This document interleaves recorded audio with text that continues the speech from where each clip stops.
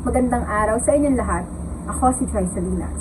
At ngayong araw, tatalakayin ko ang isang mahalagang paksa tungkol sa epekto ng paggamit ng social media sa kalusugang pangkaisipan ng mga kabataan nasa hustong gulang o young adults. Ang artikulo o pananaliksik na napili namin ay naglalayong suriin kung paano nauugnay ang paggamit ng social media sa kalusugang pangkaisipan ng mga kabataang nasa ganitong yugto ng buhay. Ano nga ba ang layunin ng pananaliksik na aming napili? Ang layunin ng pananaliksik na ito ay maunawaan ang kaugnayan sa pagitan ng social media at mental health. Ginamit ng mananaliksik ang pagsuri ng ibang literatura ukol sa mga katangian ng social media. Pangkalahatang kalusugan, pangkaisipan ng mga kabataang nasa hustong gulang at mga teoryang maaaring magpaliwanag sa ugnayan ng dalawa. Ayon sa Merriam-Webster 2014, ang social media ay tumutukoy sa mga elektronikong plataporma na ginagamit upang makipag-ugnayan, magbahagi ng impormasyon at magpahayag ng mga ideya. Sa nakalipas na dekada, mabilis na dumami ang gumagamit nito. Halimbawa ang Facebook, na nangunguna sa mga social networking sites, ay ginagamit ng 71% ng mga online na nasa hustong gulang. At ano nga ba ang tatlong pinakapunto ng pananaliksik na aming napili? Una, ang lawak ng paggamit ng social media sa mga kabataang nasa hustong gulang. Ayon sa datos, 84% ng mga nasa edad 18 to 29 ang aktibong gumagamit ng Facebook. Higit na mas mataas kumpara sa ibang age groups. Ang kanilang araw-araw na pag-access ay maaaring magdulot ng mas mataas na exposure sa mga positibo at negatibong aspeto ng social media. Pangalawa, ang epekto ng social media sa emosyonal na kalagayan ng mga kabataan. Bagamat maaaring magdulot ito ng positibong koneksyon sa ibang tao, natuklasan din ng pananaliksik na ang labis sa paggamit ng social media ay maaaring mag-udyok ng anxiety, depression at mababang self-esteem. Lalo na kung naisasangkot dito ang paghahambing sa iba. Pangatlo, ang teoryang panlipunan at individual na nagpapaliwanag sa ugnayan ng paggamit ng social media at mental health. Isinasaad ng pananaliksik na ang paggamit ng hyper-connected ay maaaring magdulot ng stress sa mga kabataan. Dagdag pa rito ang highlight reel ng social media ay maaaring magbigay ng maling pananaw tungkol sa realidad ng buhay na nagdudulot ng unrealistic expectations. Ano nga ba ang mensahe at conclusion at rekomendasyon namin para sa pananaliksik na ito? Ang pangunahing mensahe ng pananaliksik ay bagamat mahalaga ang social media para sa koneksyon at impormasyon, dapat maging maingat sa labis na paggamit nito. Ang conclusion ay labis na paggamit ng social media ay nauugnay sa mga negatibong epekto sa mental health ng mga kabataang nasa hustong gulang. Minumungkahi ng pananaliksik ang mas balanseng paggamit ng social media. Dapat limitahan ng oras ng paggamit at maging maingat sa mga nilalaman na pinapanood o binabasa. Hinihikayat din ng mga kabataan na maglaan ng oras para sa aktwal na pakikipag-ugnayan sa labas ng online na mundo. At bakit nga ba mahalaga ang pananaliksik na ito? Ang pananaliksik na ito ay mahalagang basahin dahil nagbibigay ito ng malalim na pagsusuri kung paano naiimpluwensyahan ng social media ang mental health. Ang mga taong interesado sa paksang ito, tulad ng mga magulang, guro at mga kabataang gumagamit ng social media, ay maaaring makakuha ng mahalagang impormasyon para sa mas maayos na pamamahala ng kanilang online presence.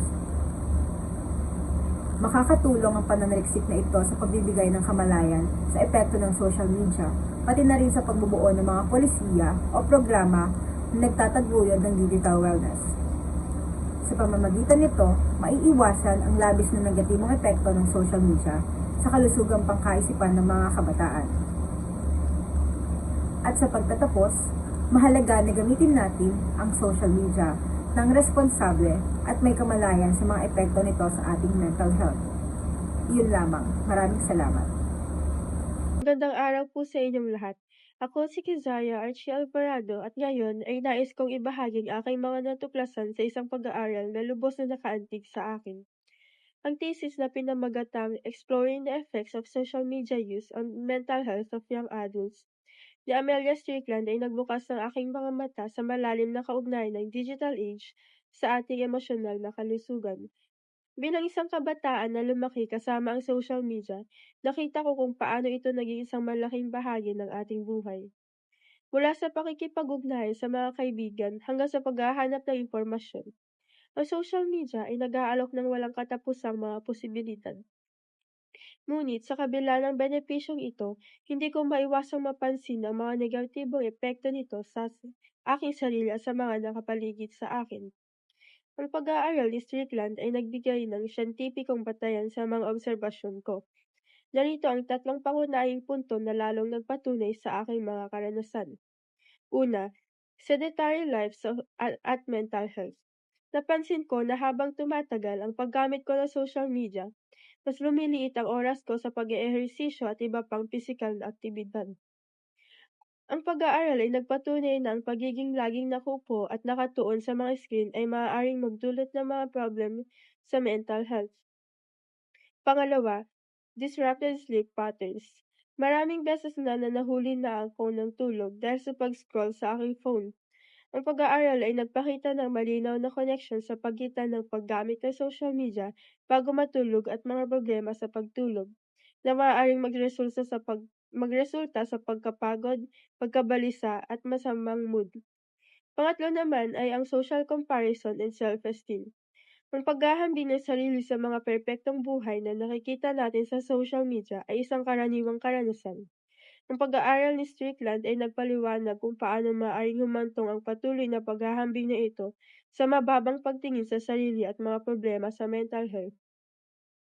Ang mensahe ng pag-aaral at ang aking personal na paglalakbay, ang pinakamahalagang aral na natutunan ko mula sa pag-aaral na ito ay malakas na ugnayan sa pagitan ng ating digital na buhay at ating mental health na kalusugan. Ang madalas at walang kontrol na paggamit ng social media may maaaring magkaroon ng negatibong epekto sa ating emosyonal na kagalingan. Matapos basahin ang pag-aaral, nais kong gumawa ng mga pagbabago sa aking buhay. Nagsimula ako sa pamamagitan ng pagtatakda ng mga limitasyon sa oras na ginugugol ko sa social media. Naglaan din ako ng mas maraming oras sa mga aktibidad na nagpapasaya sa akin, tulad ng pagbabasa, pag-eehersisyo at pakikipag-ugnayan sa mga mahal sa buhay sa personal. Paano nga ba makakatulong ang pag-aaral na ito sa iba? Ang pag-aaral ni Strickland ay hindi lamang para sa mga kabataan tulad ko.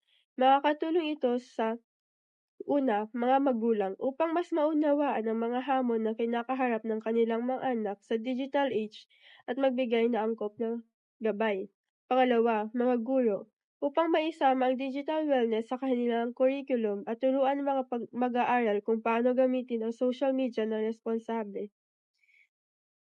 Pangatlo, mga propesyonal sa kalusugan upang makilala ang mga palatandaan ng mga problema sa mental health na may kaugnayan sa paggamit ng social media at magbigay ng epektibong mga interbensyon. Pang-apat, mga mananaliksik upang magkaroon ng mas malalim na pangunawa sa komplikadong relasyon sa pagitan ng social media at mental health. Ang aking konklusyon naman ay ang pag-aaral ni Strickland ay isang mahalagang hakbang sa pag-unawa sa epekto ng social media sa ating buhay sa pamamagitan ng pagiging maalam sa mga potensyal na panganib at paggawa ng mga kinakailangang pagbabago. Maaari nating gamitin ang social media sa isang mas malusog at produktibong paraan. Mula sa aking personal na karanasan, nais kong hikayatin ang bawat isa na maging responsable sa paggamit ng social media. Tandaan, ang ating digital na buhay ay isang reflections ng ating tunay na buhay. Kaya't piliin natin gamitin ito upang mapabuti ang ating sarili at ang ating mga relasyon. Magandang araw sa inyong lahat. Ako po si Keith Benedict Latosa, natatalakay sa ipinili naming nire-recommendang babasahin na ginamit din namin sa argumentatibong video namin. Simulan natin ang pagtalakay sa unang tanong, tungkol saan nga ba ang akademikong artikulo o pag-aaral na aming ginamit. Ang aming ginamit na artikulo ay gawa ni Amelia Strickland at ang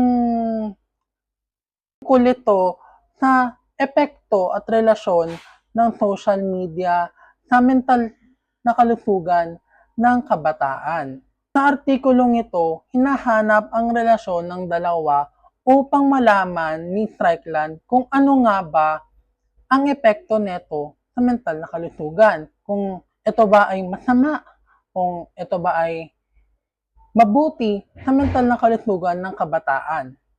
Tayo naman dumako sa pangalawang kwestiyon. Magbigay ng 3 punto o pinakapunto ng diskusyon at pag-aanalisa na ginawa sa artikulo pananaliksik na iyong napili. Ang 3 pinakapunto ng artikulo o pag-aaral na ito ay una, ang social media ay nakakaapekto sa sosyal na relasyon ng mga tao. Ang dahilan dito kung bakit nakakaapekto ito dahil may mga perceived ideologies na na nakikita ng mga individual sa social media na hindi nila nakikita sa totoong buhay. Dahil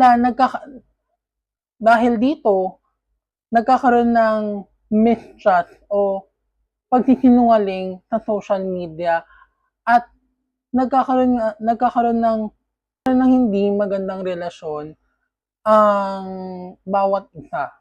Pangalawang punto naman ay ang social media ay nakakaapekto sa romantic na relasyon ng mga individual. Bakit nga ba nakakaapekto ito? Una, maraming mga individual na tumataas ng kanilang jealousy dahil sa social media. Dahil mas accessible ang pag-scroll o pagtingin ng mga iba't ibang tao sa social media at may mga taong hindi komportable sa ganong palagay o parang o pangyayari sa kanilang relasyon. Siyempre, apektado din dito ang mga kapamilya dahil may mga taong naniniwala na may mga kasinungalingan na ipinopost ng iba't ibang tao. At syempre, nakakapekto ito sa romantikong relasyon ng mga tao dahil may mga taong mahilig makipag-away o mahilig magtago ng mga sikreto sa kanilang mga partner at mahal sa buhay. Ang pinakahuling punto naman ay ang sosyal na relasyon ay nakakapekto rin sa mental na kalusugan. Ang nangyayari dito, may mga kaibigan, may mga kapamilya o may mga mahal sa buhay na hindi na naniniwala sa individual dahilan sa kanilang pinopost sa social media. Siyempre, pag may gantong nangyayari, may nangyayaring awayan, may nangyaring gulo, o may nangyaring sigawan sa magpapamilya. Yun, dumako naman tayo sa pangatlong question. Ano nga ba ang naging pinakamensahe, konklusyon at rekomendasyon ng pananaliksik na aming napili? Ang naging pinakamensahe at rekomendasyon ng aming pananaliksik ay ang social media ay masama if nasobrahan ka na neto. Dahil nga lahat naman if nasobrahan ka, ito'y nagiging masama para sa'yo. Katulad na lang ng tubig. If ikaw ay nasobrahan sa tubig, may posibilidad na magkaroon ng toxicity sa iyong katawan at pwede kang mamatay.